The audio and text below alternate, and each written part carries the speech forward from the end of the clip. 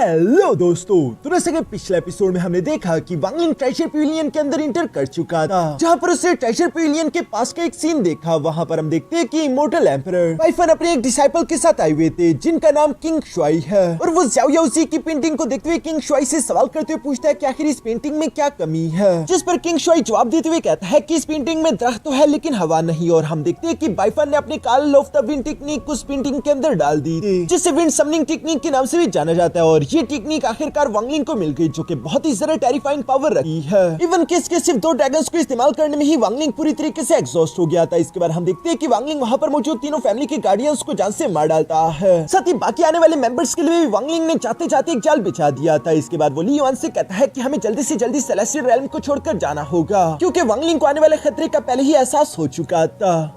अब आगे तो जैसा कि हम जानते हैं कि थंडर सेलेस्टियल रेल्म के 4 अलग अलग डायरेक्शंस में बहुत ही ज्यादा खतरनाक इमोर्टल फ्लक्चुएशन फोर्स महसूस हो रही थी। जिस इमोर्टल फोर्स फ्लक्चुएशन को वहां पर मौजूद कल्टिवेटर्स कोई ट्रेजर समझ रहे थे, इसलिए वो लोग उस तरफ बढ़ने की कोशिश करते हैं, जहां पर इकट्ठा होकर वो सभी अपनी पावर्स का इस्तेमाल करके वहां पर लगाए हुए सील को ब्रेक कर रहे थे ताकि वो अंदर की तरफ जा सके। हम देखते हैं कि वहां पर ब्रदर शेनकोंग भी मौजूद था, जो कि अपने थंडर बीस्ट पर सवार होती उसी फॉर्मेशन की तरफ देखते हुए हैरान होकर कह रहा था कि कुछ अरसे पहले तो ये फॉर्मेशन यहाँ पर नहीं थी, आखिर इस फॉर्मेशन के नीचे क्या मौजूद होगा, वो ये सब सोच रहा था। तभी अचानक वहां पर ब्रदर शेनकोंगली भी आ गया, जो कहते साथ ही मुस्कुराकर कहता है कि ब्रदर शेनकोंग तुम तो पहले ही आ गए। इस पर शेनकोंग जवाब देते हुए कहता है कि मैं जल्दी नहीं आया, बल्कि तुम असल में लेट हो चुके हो। इस पर शेनकोंगली जवाब देते हुए कहता है कि हाँ वो इसलिए क्योंकि रास्ते में मेरी मुलाकात सीनियर से हो गई थी। वो यहाँ पर वांगलिंग की बात कर रहा है, जो सुनकर तो शेनकोंग भी पूरी तरीके से सरप्राइज हो गया। वो शौक होते हुए सवाल करके पूछता है कि क्या तुम वाकई मेरे मास्टर से मिले थे, जिस पर शेनकोंगली जवाब देते हुए कहता है कि हाँ, और तुम्हारे मास्टर ने कहा था कि इस इमोर्टल फ्लक्चुएशन में बहुत बड़ा खतरा है, इसलिए हमें जरा संभल कर आगे बढ़ना होगा। जिस पर शेनगोंग जवाब देते हुए कहता है कि हाँ इन्फॉर्मेशन में कुछ अजीब मुझे महसूस हो रहा है। तभी अचानक वो देखता है कि सामने की फॉर्मेशन शैटर हो गई, जिसने तो उसे और भी ज्यादा शॉक कर दिया। और वो हैरान होते हुए कहता है कि आखिर इतनी पावरफुल फॉर्मेशन इतनी आसानी के साथ कैसे टूट गई। लेकिन बाकी के कल्टिवेटर्स तो इस बात को नहीं समझ पाए। वो खुश होते हुए कह रहे थे कि फॉर्मेशन टूट चुकी है, जल्दी से अब केव के अंदर बढ़ते हैं। ये कहती वहां पर जितने भी कल्टिवेटर्स थे वो सबके सब तेजी से नीचे की तरफ जाने लगे, जो देखकर शेनगोंग भी अभी आगे की तरफ बढ़ने लगा था। पर तभी अचानक उस केव के अंदर से रेड कलर की खतरनाक एनर्जी तेजी के साथ अनलीश होते हुए सीधा जाकर आसमान से टकरा गई, जो देखकर शेनगोंग कहने लगा कि कुछ न कुछ गड़बड़ है। और वो तेजी के साथ टेलीपोर्ट करते हुए यहाँ शेनकोंगली के साथ उस केव के बाहर आ गया, जहाँ ये दोनों नीचे की तरफ देखने लगे। नीचे की तरफ वही सारे कल्टिवेटर आंखों में घबराहट लेते हुए तेजी के साथ बाहर आने की कोशिश कर रहे थे, जिनके पीछे रेड कलर की खतरनाक थंडर एनर्जी थी। और वो उन सब कल्टिवेटर्स को देखते ही देखते जान से मार डालती है, जिन्हें जान से मारने के बाद उनकी एनर्जी को डिवोर्व कर लिया गया था। और हम देखते हैं कि तभी अचानक एक हाथ तेजी के साथ उस केव से निकलते हुए बाहर की तरफ आने लगा, जो कि रेड कलर की ब्लडी ऑरा से घिरा हुआ था। और साथ ही साथ हमें एक आवाज सुनाई देने लगी, जो कि हंसते हुए कह रहा था कि आखिरकार मैं वापस आ गया।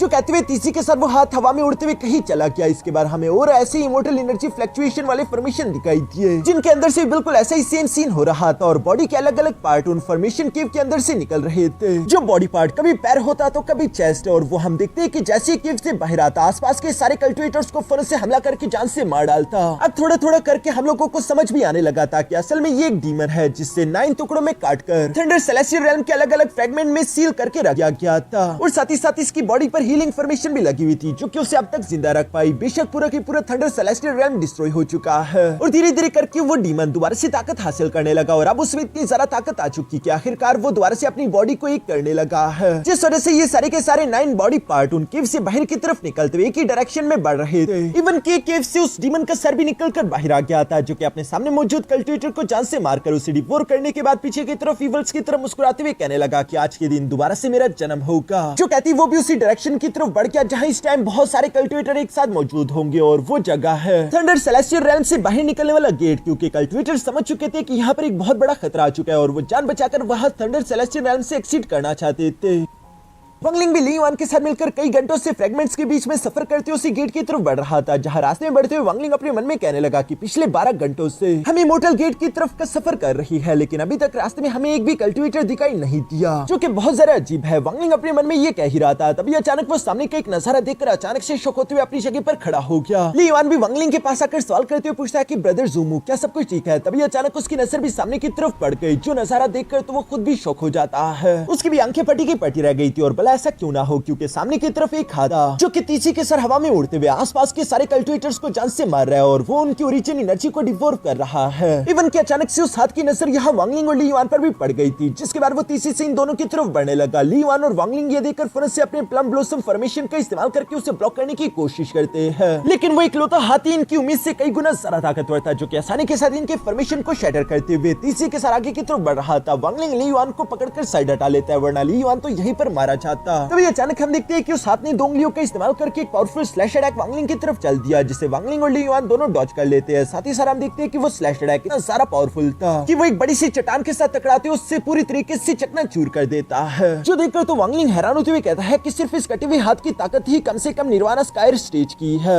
ये सब सोचते हुए वांगलिंग ने अपने एक पावरफुल थंडर अटैक क्रिएट करके फौरन से उस कटे हुए हाथ पर हमला कर दिया, लेकिन हम देखते हैं कि वो कटा हुआ हाथ तो आसानी के साथ वांगलिंग के थंडर अटैक को पकड़ लेता है, और सिर्फ पकड़ना ही नहीं बल्कि बहुत ही आसानी से वो वांगलिंग के थंडर को डिवोर भी कर लेता है, जो देखकर तो ली युआन भी शॉक हो गया था कि आखिर ये हाथ क्या बला है, ये ब्रदर ज़ूम के थंडर को इस तरह से डिवोर कैसे कर सकता है। वांगलिंग भी ये देखकर फौरन से अपने फ्रैगमेंट सील को उसके ऊपर पटकने लगा था, लेकिन उस हाथ की रफ्तार काफी ज्यादा तेज थी। वो तेजी से मूव करते हुए उस अटैक को डॉज करके फौरन से वांगलिंग के पीछे पहुंच गया, जहां वो तेजी से 5 स्लैश अटैक वांगलिंग की तरफ चल देता है, जो देखकर वांगलिंग भी फौरन से अपनी थर्ड आई की पावर को एक्टिवेट करने लगा, क्योंकि वो अपने मन में कह रहा था कि ये स्लैश अटैक बहुत ही ज्यादा टेरिफाइंग है, अगर ये हमसे टकरा गए तो हम यकीनन जान से मारे जाएंगे। इसलिए वांगलिंग को मजबूरन अपनी 3 आई डिवाइन एबिलिटी का इस्तेमाल करना पड़ा, जिसको फुल पावर पे इस्तेमाल करके वो बड़ी मुश्किल से उन 5 स्लैश अटैक्स को रिफाइन करते हुए उन्हें ब्लड बीड्स में कन्वर्ट कर देता है, जो ब्लड बीड्स वांगलिंग के भी काम आ सकते थे। लेकिन हम देखते हैं कि वो कटा हुआ हाथ वापस से अपने ब्लड बीड को अपनी तरफ खींचने लगता है, जो देखकर वांगलिंग ने फौरन से टाइम स्टॉप स्पेल टेक्निक का इस्तेमाल कर दिया उन 5 ब्लड बीड्स को हवा में फ्रीज करने के लिए। साथ ही साथ वांगलिंग यहाँ पर अपने 20 बोन स्कल्स का इस्तेमाल करता है उन ब्लड बीड्स पर हमला करके उन्हें पेट्रीफाई करने में, जिनमें से 3 को वांगलिंग पेट्रीफाई करने में कामयाब हो गया था। इसलिए वो 3 ब्लड बीड्स वांगलिंग को मिल गए थे, जबकि बाकी के दोनों ब्लड बीड्स वापस से उस हाथ के अंदर चले गए, जो देखकर उस हाथ को भी वांगलिंग पर बहुत ही गुस्सा आ रहा था। पर इससे पहले कि वो हाथ दोबारा से आगे बढ़कर वांगलिंग पर हमला कर पाता, तभी अचानक उसकी नजर वहां आसपास भागते हुए बाकी के कल्टिवेटर्स पर पड़ गई, जिनकी तादाद बहुत ज्यादा है, और फिलहाल अपनी कल्टिवेशन और ट्रू स्ट्रेंथ रिकवर करने के लिए उसे ज्यादा से ज्यादा लोगों को जान से मारकर उनकी ओरिजिन एनर्जी को डिवोर करना था। इसलिए वो फौरन से उनके पीछे रवाना हो गया। वांगलिंग भी इसी मौके का फायदा उठाकर फौरन ली युआन के साथ इमोर्टल गेट की तरफ रवाना हो जाता है, जहां रास्ते में बढ़ते हुए वांगलिंग अपने मन में कह रहा था कि जब से मैं कॉर्पोरल यांग रैल में पहुंचा हूं, तब से ये मेरी सबसे ज्यादा मिस्टीरियस और खतरनाक बैटल थी। ये कटा हुआ हाथ काफी जरा अजीब था। इसी तरह करते हुए वांगलिंग अपने डिवाइन सेंस को फैलाकर जब दूर देखने की कोशिश करता है, तो उसे समझ आ गया था कि असल में आसपास कोई भी कल्टिवेटर इसलिए दिखाई नहीं दे रहा क्योंकि उन सबको जान से मारकर बॉडी के अलग अलग पार्ट्स ने डिवोर्व कर लिया है। ली युआन तो इस बारे में नहीं जानता था, उसे लगता था कि उन सब लोगों को इसी हाथ ने जान से मारा है, लेकिन वांगलिंग ने ली युआन की इस गलतफहमी को खत्म किया। वो उसे बताता है कि वो सिर्फ एक कटा हुआ हाथ नहीं बल्कि बॉडी के और भी अलग अलग पार्ट्स वहां पर है, जो कि चारों तरफ लोगों को जान से मारकर उनके ब्लड एसेंस को इकट्ठा कर रही है, ताकि वो दोबारा से एक हो सके। यानी कि इसके पीछे जो भी बड़ी ताकत है वो दोबारा से अपनी बॉडी पार्ट्स को एक साथ इकट्ठा करते हुए अपनी बॉडी को रीअसेंबल करना चाहता है। जिस पर तो ली युआन घबराते हुए कहने लगा कि अगर ये बात सच हुई, फिर तो अगर एक बार उसकी बॉडी रीअसेंबल हो गई तो ये बहुत बड़ी मुश्किल की बात होगी। जिस पर वांगलिंग जवाब देते हुए कहता है कि हाँ, तुमने सही कहा, क्योंकि अगर सिर्फ एक कटे हुए हाथ की ताकत इतनी ज्यादा है तो सोचो कि पूरी बॉडी की ताकत कितनी ज्यादा टेरिफाइंग होगी। उसकी कल्टिवेशन इतनी ज्यादा होगी कि हम उसका मुकाबला नहीं कर पाएंगे। इसलिए जितनी जल्दी हो सके हमें इमोर्टल रैल्म से निकलना होगा। जो सब कहते हुए ये दोनों और भी जरा तेजी से इमोर्टल गेट की तरफ बढ़ने लगे। दूसरी तरफ सीन शिफ्ट होकर यहाँ उसी डीमन पर आ जाता है, जहाँ वो व्हाइट बालों वाला डीमन जोर जोर से इवल्स की तरह हंस रहा था। उसके कटे हुए हाथ, उसके कटे हुए पैर और इवन की उसका सर बॉडी के साथ वापस आकर जुड़ने लगे, जहाँ साथ ही साथ वो इवल्स की तरह हंसते हुए पागल होकर कह रहा था कि किंग शुआई, तुमने नहीं सोचा होगा कि मैं इस तरह दोबारा से जाग सकता हूँ। कई अरसे पहले जब तुमने मेरे 9 टुकड़े करके उन्हें अलग अलग फ्रेगमेंट पर पूरी तरीके से सील कर दिया था, तो तुम्हें लगा था कि मेरी कहानी खत्म हो गई, लेकिन आज इतने हजारों साल बाद देखो मैंने वापस से अपने टुकड़े जोड़ लिए हैं और मैं वापस आ गया। और साथ ही साथ वो जोर जोर से हंसते ऊपर की तरफ देखकर कहता है कि देखो ये कितनी कमाल की बात है, तुमने जिस सीलिंग टेक्निक का इस्तेमाल किया था मुझे ट्रैप करने के लिए, उसी सील की वजह से मैं वर्ल्ड इनहाइलेशन पावर से बच गया, जिससे पूरे के पूरे सेलेस्टियल रैम को तबाह कर दिया, लेकिन फिर भी मैं सर्वाइव कर चुका हूँ। जो कहती वो अपना हाथ जोरों से जमीन पर दे मारता है और हम देखते हैं कि ये खतरनाक पावर तीसरी के साथ जमीन से बाहर आ गई, जिसके अंदर एक रेड कलर की चमकती हुई आंख थी, और हम देखते हैं कि वो आंख फुल स्पीड से मूव करते हुए फौरन से हाउस डीमन के पास आ जाती है, जिसे पकड़ते हुए डीमन ने वापस से अपनी बॉडी के अंदर लगा दिया था। और हमें यहाँ पर जानने को मिलता है कि असल में इस आंख के अंदर ही जी रैम की पावर्स है। इस आंख का क्या राज है, इसकी क्या कहानी है, ये आगे हमें जानने को मिलेगी। अब चूंकि यहाँ पर इस डीमन के सारे बॉडी पार्ट्स इकट्ठा हो चुके थे, तो हम देखते हैं कि वो साइज में काफी ज्यादा बड़ा हो गया, साथ ही साथ वो दर्द से जोरों से चिल्ला रहा था, और एक रीयूनिफिकेशन प्रोसेस के साथ उसकी पूरी की पूरी बॉडी पत्थर में कन्वर्ट होने शुरू हो गई, जिसके माथे के अंदर से वो डीमन एक नया जन्म लेकर बाहर आ चुका था। वो डीमन पूरी तरीके से अपनी बॉडी को रीअसेंबल कर चुका है, जबकि पीछे की तरफ वो पत्थर पत्थर वाली बॉडी शटर कर गई। अब चूंकि ये डीमन बेशक रिकवर कर चुका था, लेकिन अभी भी इसकी कल्टीवेशन पूरी तरीके से रिस्टोर नहीं हुई। इसलिए वो यहाँ पर एक लंबी सांस लेते हुए कहता है कि इतने अरसे बाद मैं दोबारा से जन्म लेकर आ चुका हूँ। इतने हजारों साल बाद मैं फ्रेश खून और गोश्त को स्मेल कर सकता हूँ। देखो इस बार थंडर सेलेस्टियल रेल्म में कितने सारे कल्टीवेटर्स आए हुए हैं। इतने सारे कल्टीवेटर्स को डिवॉल्व करने के बाद यकीनन मेरी कल्टीवेशन काफी हद तक रिकवर हो जाएगी। जो सब कहते हुए इवल्स की तरह हंसते हुए कहने लगा कि चलो फिर दावत शुरू करते, और ये कहती वो इमोर्टल गेट की तरफ रवाना हो जाता है।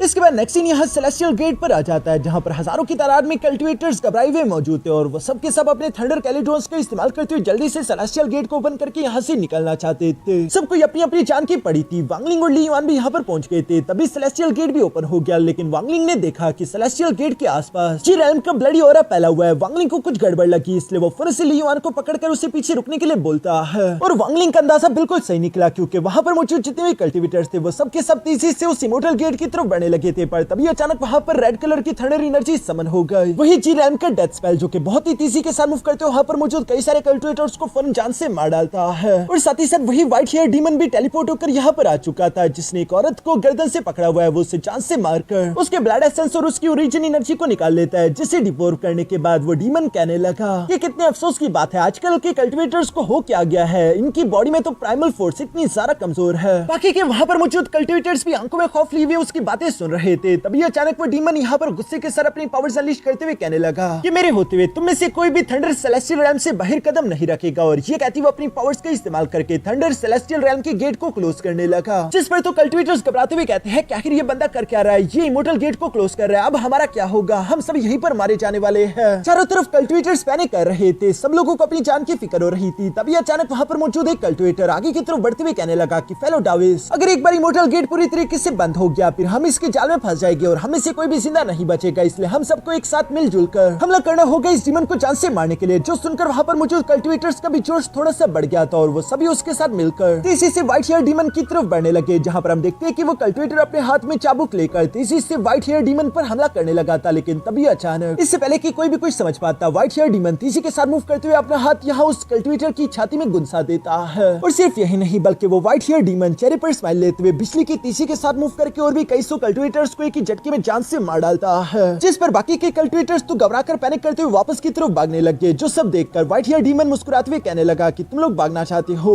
लेकिन अब काफी देर हो चुकी। जो कहती वो डीमन यहाँ अपनी थंडर एनर्जी को समन करके कल्टीवेटर्स को जान से मारने लगा। साथ ही साथ वो उनकी ओरिजिन एनर्जी को भी डिवॉल्व कर रहा है। जबकि दूसरी तरफ हम देखते हैं कि वांगलिंग और ली युआन तो यहाँ पर ली युआन के एक फॉर्मेशन के अंदर इनविजिबल होकर छुपे हुए थे। जहाँ ली युआन वांगलिंग से कह रहा था कि मुझे डर है कि हम इस जगह से अब नहीं निकल सकते। जो सुनते हुए वांगलिंग खुद भी देख रहा था कि वाकई में वो डीमन बहुत ही ज्यादा टेरिफाइंग है, जो कि ओरिजिन एनर्जी को डिवॉल्व करने के बाद मैसेज से अपने होंठ पर जुबान फेरते हुए एक इवल की तरह धीरे धीरे आगे बढ़ने लगा। उसके हर एक कदम के साथ काफी टेरिफाइंग एनर्जी चारों तरफ फैल रही थी। साथ ही साथ वो कह रहा था कि मुझे और चाहिए। ये नजारा देखकर वहां पर मौजूद कल्टीवेटर्स के दिलों में इतना खौफ बढ़ चुका था कि उन्हें समझ नहीं आ रहा था कि वो आखिर करे तो करे क्या। उन्होंने उम्मीद पूरी तरीके से खो दी थी। वो गिरते पड़ते कह रहे थे कि अब कोई उम्मीद नहीं, हम सब यहाँ पर मरेंगे। पर तभी अचानक हम देखते हैं कि 5 पावरफुल ट्रेजर वेपन इसी से अटैक फॉर्मेशन में उस डीमन की तरफ बढ़ने लगे। जहाँ वो डीमन ये देखकर सिर्फ एक ही हाथ से उन सारे ट्रेजर्स को हिट करते हुए साइड हटा देता है। और हम देखते हैं कि ये अटैक यहाँ पर जेन कोंगली और साथ ही साथ टैंग फैमिली के लोगों ने किया था। जहाँ पर जेन कोंगली अपनी जेन फैमिली की तरफ से एक फॉर्मेशन बनाते हुए कहने लगा कि जेन फैमिली के मेंबर्स बैटल फॉर्मेशन को एक्टिवेट करो, जिसमें उसके फैमिली मेंबर भी उसका साथ दे रहे थे। दूसरी तरफ हम देखते हैं कि टैंग फैमिली का यंग लॉर्ड भी बिल्कुल ऐसे ही करते हुए अपने फैमिली मेंबर्स के साथ मिलकर एक फॉर्मेशन बनाने लगा। जो नजारा देखकर वहां पर मौजूद कल्टीवेटर्स, जो कि पहले उम्मीद पूरी तरीके से खो चुके थे, वो भी अब धीरे धीरे खड़े होते हुए कह रहे थे कि हम कल्टीवेटर्स मरना पसंद करेंगे। लेकिन वो भी आखिरी दम तक लड़ते हुए ये कहती सन फैमिली का मेंबर भी तेजी के साथ आगे की तरफ अपने वेपन को लेकर बढ़ जाता है।